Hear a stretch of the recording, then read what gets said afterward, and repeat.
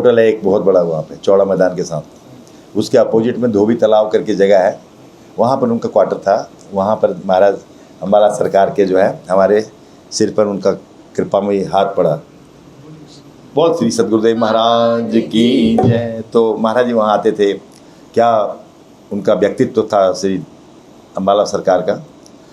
महाराज जी safari suit में आते थे, हमने जो देखा उनको, चिट्टा सफारी सूट, ऊपर से दो पैकेट नीचे, और महाराज जी का जो रेसलर पहलवानों जैसा शरीर था ऐसे होते। तो वहाँ पर क्या था कि उस टाइम पर गाड़ियाँ तो थी नहीं। अब हम लोग या तो ऊपर जाखू की तरफ जाते, या संजौली की तरफ जाते, या तारा देवी आते नीचे, या समरहिल चले जाते, जहाँ भी जाता तो पैदल चलना पड़ता था सत्संग के लिए।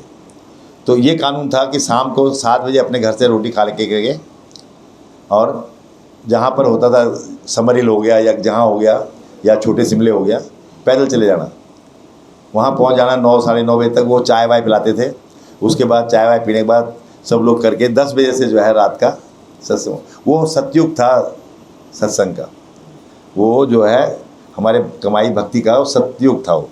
फिर 10 बजे के बाद में पहले आरती होती, उसके बाद आरती इसी तरह से करते थे। कल महाराज जी ने बताया था ना, बुआ खोलो, है ना, वो वाला लगाए थे, हाँ, बिरहन द्वारे पे तेरे, वो वाला वहाँ से शुरू होता था।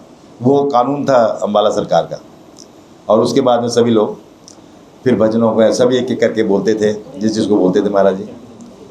लेकिन उस टाइम पर ये कानून था महाराज जी का कि जिसको भजन याद होता था आइए वो भजन ही बोलेगा, जिसको नहीं किताब में देखने का मौका नहीं देते थे महाराज जी, बोला याद करके रखिए।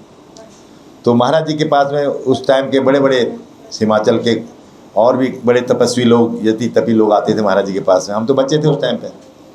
वो आकर के महाराज जी से बड़ा आत्मज्ञान की बातें पूछा करते थे, है ना, उनसे इंक्वायरी करते थे, ये कैसे वो कैसे। तो महाराज जी तो वो तो त्रिलोकी नाथ थे महाराज जी। अम्बाला सरकार जो थे वो त्रिलोकी भगवान ही थे, वो भी साक्षात। उनको पता लग जाता था कि ये कितने पानी में है। और महाराज जी उन सब की सुनने के बाद में तो महाराज जी क्या फिर वो भजन बोलते थे, अपने श्रीमुख से बोलते थे महाराज जी। क्या आवाज़ थी महाराज जी की बुलंद।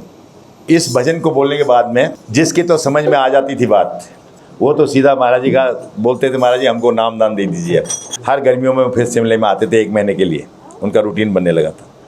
अब महाराज जी का जन्म हुआ था 2 अक्टूबर रात को ठीक 12 बजे 1914 में जालंधर में हुआ था, नवा बस्ती गुंजा में। उनका जो परिवार था वो राधा स्वामियों से था, आगरा वालों की ब्रांच से पैदा हुए 2 अक्टूबर के दिन। और बाद में जो है